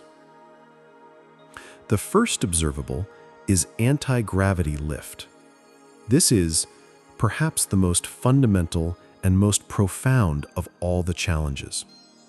When Commander Fravor and his wingmen first saw the Tic Tac, it was hovering erratically just above the surface of the ocean. It was maintaining its altitude and its position against the constant, powerful pull of Earth's gravity, and it was doing so without any visible means of propulsion. Let's just quietly think about what that means. Every single flying machine that humanity has ever built has to fight a constant, violent battle against gravity. An airplane uses its wings to generate aerodynamic lift, but it must be constantly moving forward at high speed. A helicopter uses its powerful rotors to force a huge column of air downwards. A rocket uses the immense, explosive thrust of its engines. All of these methods are loud, they are hot, they require a massive amount of energy, and they produce a visible signature. The Tic Tac had none of these. It had no wings, it had no rotors, it had no plumes of hot exhaust gas. It just hung there, silently, in the air. This implies a technology that can somehow manipulate the force of gravity itself. It suggests a form of propulsion that does not rely on pushing against a medium like air or rocketing material out behind it, but on interacting with the fundamental fabric of spacetime. This is a technology that is, for us, purely in the realm of deep theoretical science fiction. The second of the 5 observables is sudden and instantaneous acceleration. This was witnessed most dramatically by Commander Fravor when he tried to get a closer look at the Tic Tac. It went from a near hover to a hypersonic speed almost instantly. In the FLIR-1 video, we see the object perform a final acceleration to the left of the screen that is so fast the advanced targeting pod cannot keep up with it. The radar data from the USS Princeton also reportedly showed these objects accelerating to incredible speeds in a fraction of a second. This is another profound technological challenge. The reason we can't build aircraft that do this is not just about propulsion, it's about inertia and g-forces. When a conventional aircraft accelerates, the inertia of the vehicle and its pilot resist that change in motion. This creates the powerful sensation of being pushed back in your seat, the force of G. A human pilot can only withstand about 9 Gs for a very short period before they lose consciousness. A missile or a drone can be built to withstand much higher Gs, but even they have structural limits. The accelerations observed in the Nimitz encounter were estimated to be in the range of hundreds or even thousands of Gs. Any conventional aircraft would be instantly torn to pieces by such forces, and any human pilot inside would be, to put it bluntly, liquefied. The fact that the Tic Tac could perform these maneuvers suggests that whatever is inside it is not affected by these immense G-forces. This has led to the speculative but logical conclusion that the technology might not just be manipulating gravity for lift, but might also be creating a kind of warp bubble or distorted space-time around itself, which would mean that the object inside the bubble wouldn't actually feel the effects of the acceleration at all. Again, this is a technology that is, for us, pure science fiction. The third of the 5 observables is closely related to the second, and it's just as strange. This is the ability to achieve hypersonic velocities without signatures. When an object travels through our atmosphere faster than the speed of sound, about 1,200 kilometers per hour at sea level, it creates a powerful shock wave as it compresses the air in front of it. This shock wave is what we hear on the ground as a loud, window-rattling sonic boom. Furthermore, an object traveling at hypersonic speeds, that is, more than 5 times the speed of sound, also generates a tremendous amount of heat from friction with the air molecules. The nose and leading edges of a hypersonic vehicle can reach temperatures of thousands of degrees, glowing red or even white hot. This intense heat signature should be brilliantly visible to infrared sensors like the ones on the F/A-18s. The Tic Tac object displayed none of these expected signatures. When it accelerated away from Commander Fravor at what was estimated to be a speed of many thousands of miles per hour, far into the hypersonic range, it did so completely silently. The 4 pilots in the 2 jets who were right there heard no sonic boom. And when the object was tracked on the FLIR pod, while it was visible as a hot object, it did not have the characteristic massive plume of superheated incandescent air or exhaust that you would expect from a vehicle traveling at hypersonic speeds. It seemed to move through our atmosphere as if the air wasn't even there. This again points to a technology that is not just pushing against the air, but is somehow displacing or manipulating the medium it is traveling through, preventing the formation of a shock wave and the intense heat of friction. It's another quiet, deeply puzzling piece of the technological puzzle. The 4th observable is low observability, or what we would commonly call stealth. The object appeared to have the ability to be visible to some sensors while being invisible to others, and to change its visibility seemingly at will. Let's quietly review the evidence for this. The SPY-1 radar on the USS Princeton was able to track these objects reliably for 2 weeks, but the powerful APG-73 radars on the FA-18 Super Hornets, which are some of the best airborne radars in the world, could not get a lock on them.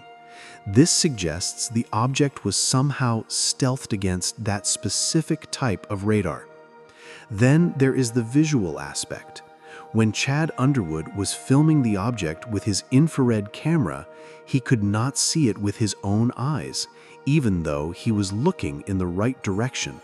The object was visible in the infrared spectrum, but not in the visible light spectrum. This is sometimes referred to as cloaking. This ability to be cloaked or selectively stealthed against different types of sensors suggests an incredibly advanced level of technology. Our own stealth aircraft work by having specific shapes that deflect radar waves and by being coated in special radar-absorbent materials. But the Tic Tac had a simple, smooth, non-aerodynamic shape, and it seemed to be able to control its observability across different parts of the electromagnetic spectrum. This suggests a form of active camouflage, a technology that can sense the types of sensors being used to observe it and can then adapt its own signature to become invisible to them. This is a capability that is, once again, far beyond anything we are known to possess. It's a quiet detail that adds another layer of profound strangeness to the encounter. And the fifth and final observable is perhaps the most outlandish of all. This is transmedium travel. This refers to the object's apparent ability to operate seamlessly and effectively in multiple completely different physical environments, specifically the air and the water. The entire encounter began with the 4 pilots seeing that strange churning disturbance on the surface of the ocean. This has led to the strong and logical suspicion that the object they saw, the Tic Tac, had either just emerged from the water, or perhaps even more strangely, that another, much larger, unseen object was still submerged beneath it, causing the disturbance. This would mean that the Tic Tac has the ability to operate underwater. The object was then observed to fly through the air with incredible speed and agility, and according to some of the radar operators on the Princeton, these objects were tracked dropping from the near vacuum of high-altitude space at 80,000 feet down to the ocean surface in a matter of seconds. So, if you take all these observations together, you have an object that can seemingly operate with equal ease in the near vacuum of space, in the thick air of our atmosphere at hypersonic speeds no less, and in the crushing pressure of the deep ocean. This is an incredible technological challenge. We, as humans, build highly specialized vehicles for each of these environments. A submarine is not an airplane, and an airplane is not a spaceship. Each one is designed with completely different principles of propulsion, control, and material science. A vehicle that could do all three, a true transmedium vehicle, would require a complete revolution in our understanding of technology. It would have to be able to withstand the vacuum and radiation of space, the heat and friction of hypersonic atmospheric flight, and the immense pressure of the deep ocean. These 5 observables, when taken together, paint a quiet, detailed, and deeply puzzling picture of a technology that is, by any reasonable measure, far beyond our own. So, with the strange story laid out, and with the 5 observables in mind, we are left with the same quiet, profound question that the sailors and aviators on the USS Nimitz were left with back in 2004. What on earth was it? The honest and simple answer is that we do not know for sure. And this lack of a definitive answer has naturally led to a wide range of theories and hypotheses, from the most mundane to the most exotic. For the next part of our quiet journey tonight, let's calmly and respectfully explore some of these possibilities. Let's start with the most skeptical, and for many, the most scientifically grounded explanations. These are the prosaic explanations. The first and simplest of these is that the entire event was the result of a series of complex equipment malfunctions and human error. Could the advanced SPY-1 radar on the USS Princeton have been glitching? It's certainly possible. Complex radar systems can be subject to strange atmospheric conditions like ducting, which can cause radar beams to behave in unexpected ways. They can also produce ghost tracks, false positives, and other sensor artifacts. Perhaps the system was not working correctly after a recent upgrade, or the highly trained operators were somehow misinterpreting the data they were seeing. However, this explanation struggles to account for the corroborating evidence from multiple independent systems. The objects were not just seen on the primary radar of the Princeton. They were also reportedly detected by the airborne radar of the E-2 Hawkeye surveillance aircraft that was in the area. And most importantly, the radar data was confirmed by a direct, close-range encounter by 4 highly trained naval aviators in 2 separate jets. And then it was confirmed again by a separate, high-resolution infrared camera on a different aircraft. For the glitch theory to be true, you would have to believe that multiple, separate, advanced sensor systems, along with the eyes and brains of 4 expert observers, all malfunctioned in the exact same way at the exact same time to produce the same coherent illusion. It's not impossible, but it is a very, very high bar for a coincidence. Another prosaic explanation is that the pilots were simply misidentifying a known conventional aircraft or a natural weather phenomenon. Could they have been seeing a new kind of weather balloon, or a flock of birds, or some kind of atmospheric mirage or ice crystals? This, again, seems very unlikely given the circumstances. The objects were tracked on radar for 2 weeks, performing maneuvers that are completely inconsistent with any known natural phenomenon. A flock of birds cannot drop from 80,000 feet to sea level in a few seconds. A weather balloon cannot accelerate to hypersonic speeds and then stop on a dime. An atmospheric mirage would not typically be picked up as a solid track on multiple radar systems. And the pilots themselves are highly trained observers. Their entire job is to identify different types of aircraft at a distance, often in high-stress combat situations.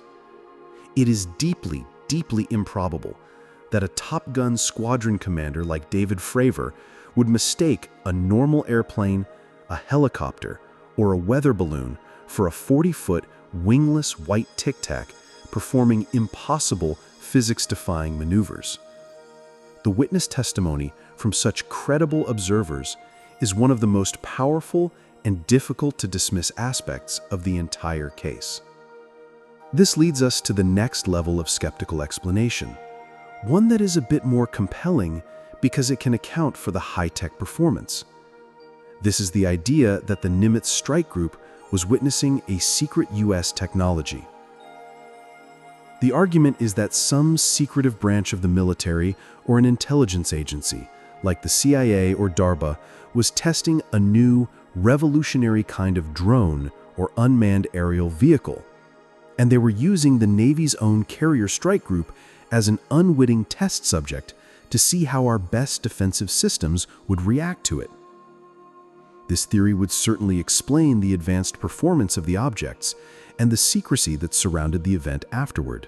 The secret U.S. technology theory is plausible, and it is one that many people find to be the most likely real-world explanation.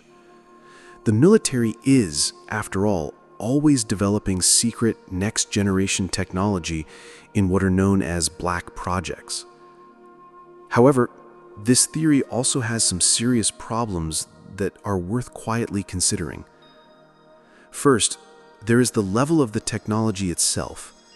The 5 observables we discussed, the anti-gravity lift, the instantaneous acceleration, the lack of any heat or sonic signatures, seem to be far beyond even the most advanced theoretical technology that we believe to exist, even today, almost 20 years after the Nimitz incident.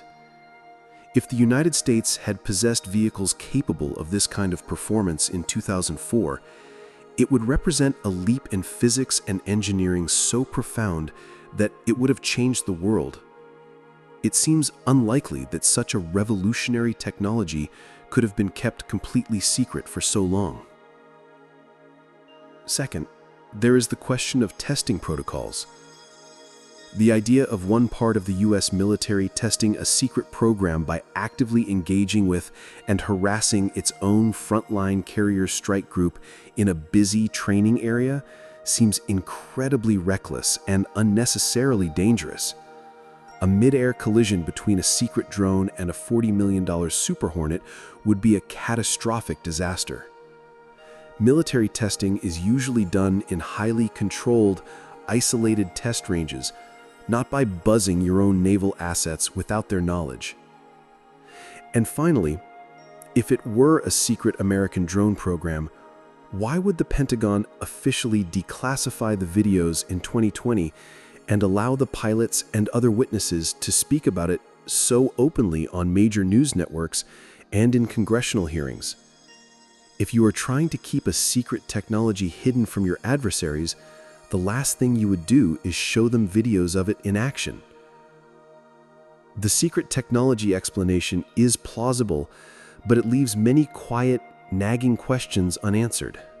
If it wasn't a secret American drone, then what other possibilities are there? Some have suggested that it could have been a new kind of technology developed by a rival foreign power like Russia or China. This is the foreign adversary explanation.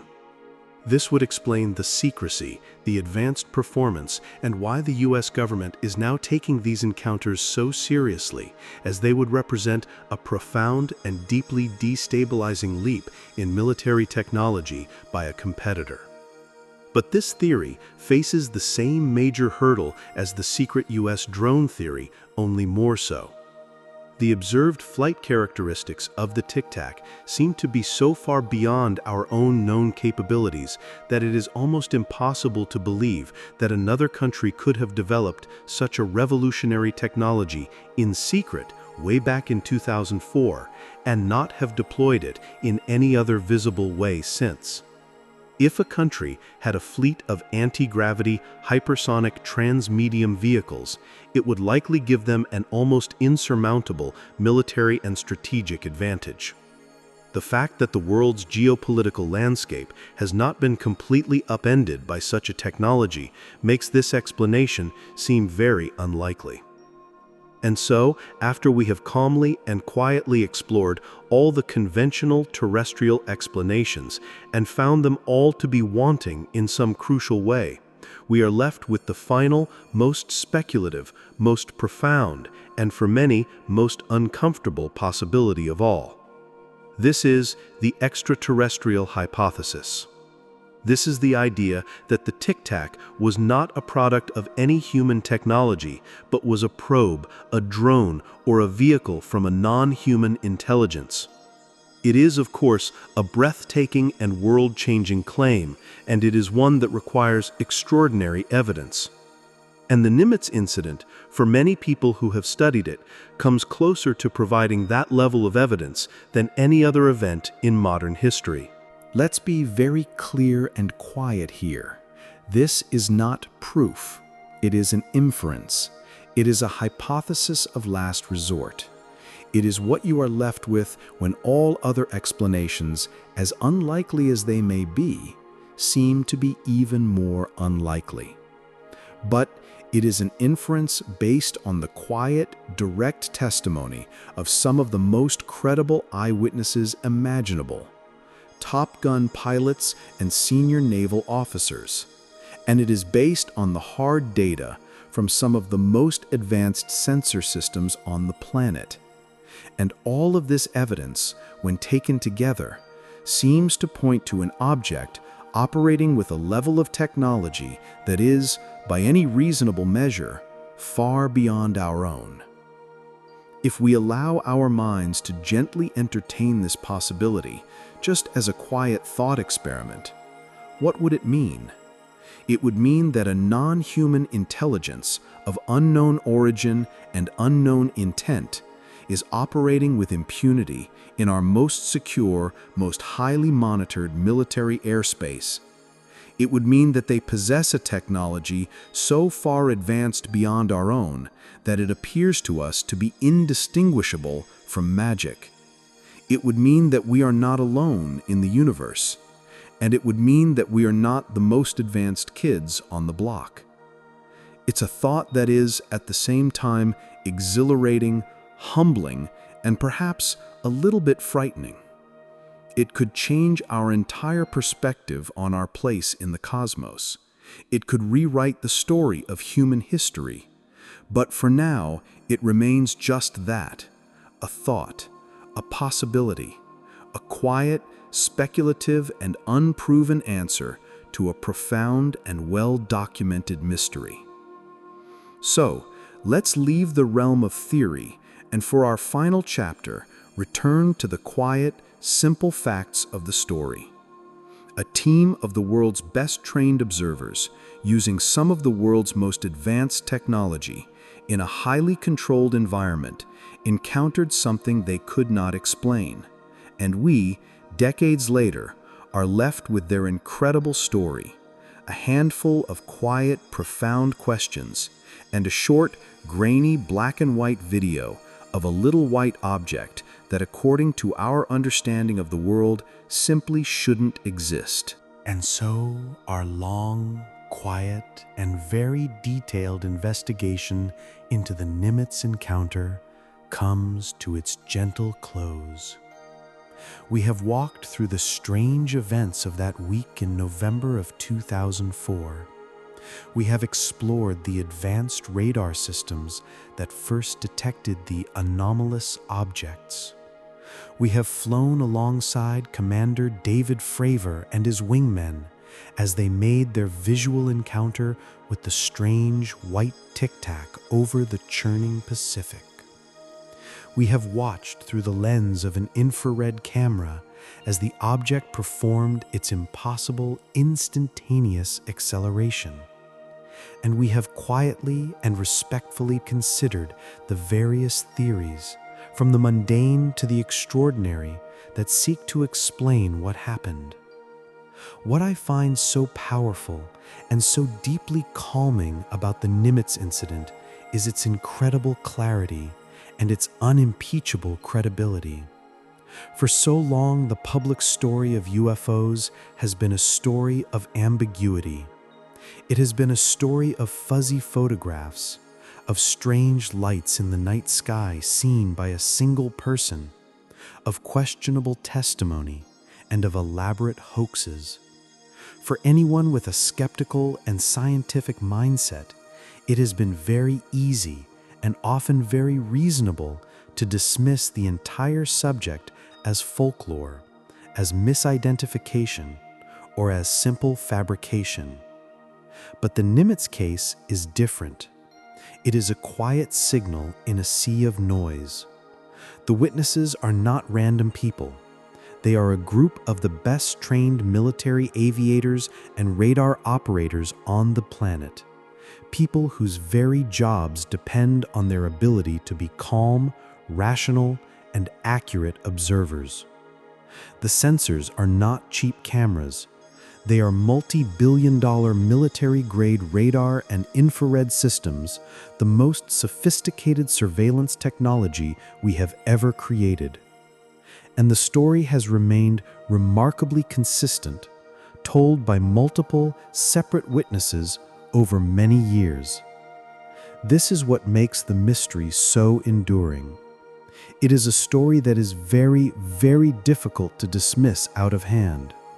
It presents us with a set of well-documented facts that do not seem to fit into our current understanding of the world.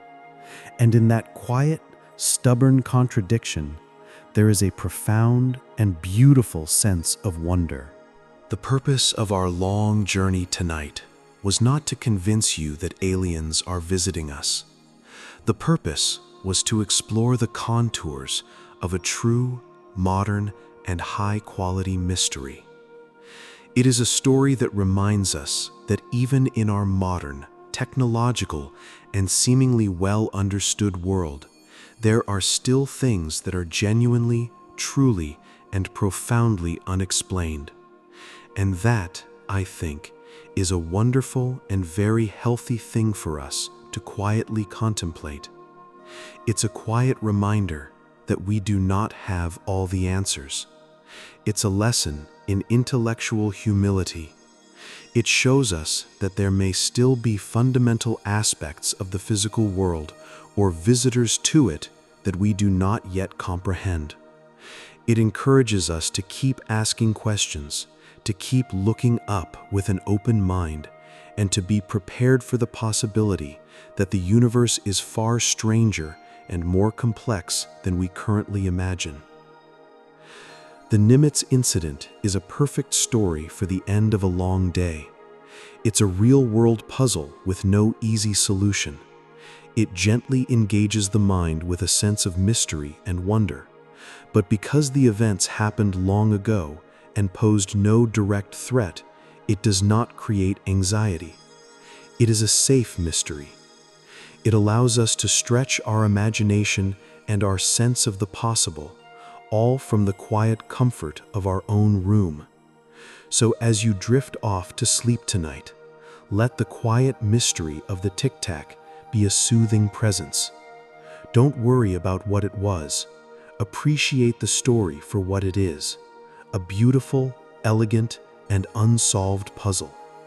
A quiet, unexplained fact hovering silently over a calm blue sea. It is a whisper of the unknown in a world we thought we knew so well. Let's reflect one last time on the human element of this story. Think of Senior Chief Kevin Day in the dark, quiet Combat Information Center of the USS Princeton, watching these impossible tracks appear on his screen day after day, and having the quiet diligence to know that what he was seeing was real and significant. Think of the calm, professional curiosity of Commander David Fravor, a Top Gun pilot who, when faced with something that defied all his years of training, made the decision to get a closer look, to engage with the unknown rather than shy away from it. Think of the bafflement in the voices of Chad Underwood and his weapons officer, a mix of laughter and disbelief that is so human and so relatable, as they tried to keep their advanced targeting pod locked onto an object that refused to obey the rules. These were not panicked people. They were experts doing their jobs and calmly reporting a phenomenon that did not fit into their world. Their testimony is powerful, not because it is sensational, but because it is so professional, so measured, and so consistent. This story is, at its heart, a human story. It's about how we, as individuals and as institutions, react when faced with a true unknown. The initial reaction on the ship was one of quiet curiosity and professional duty.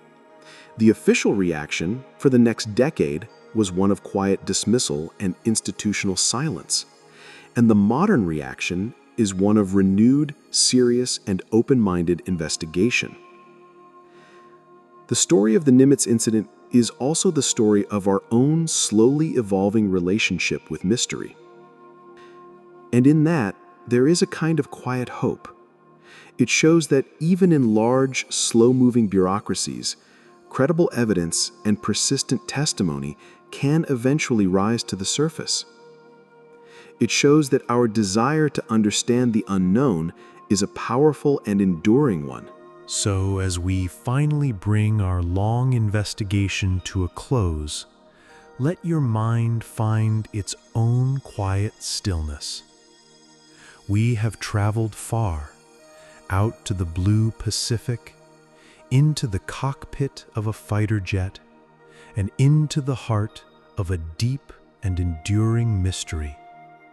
We have explored the facts, the witnesses, the technology, and the theories.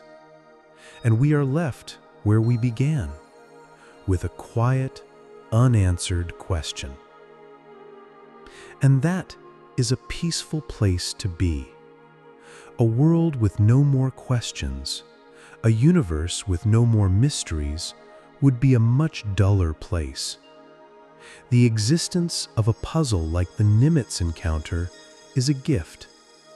It is a small crack in the door of our understanding, a hint that there is more to reality than we have so far discovered. And that is a thought that is full of immense and quiet possibility. Let the image of that small, white, silent object hovering over the calm blue sea be a final, soothing image for your mind. It is an object of profound mystery, but also one of quiet grace. Let the gentle rocking of that cosmic ocean lull you into a deep and peaceful rest. There are no answers required tonight.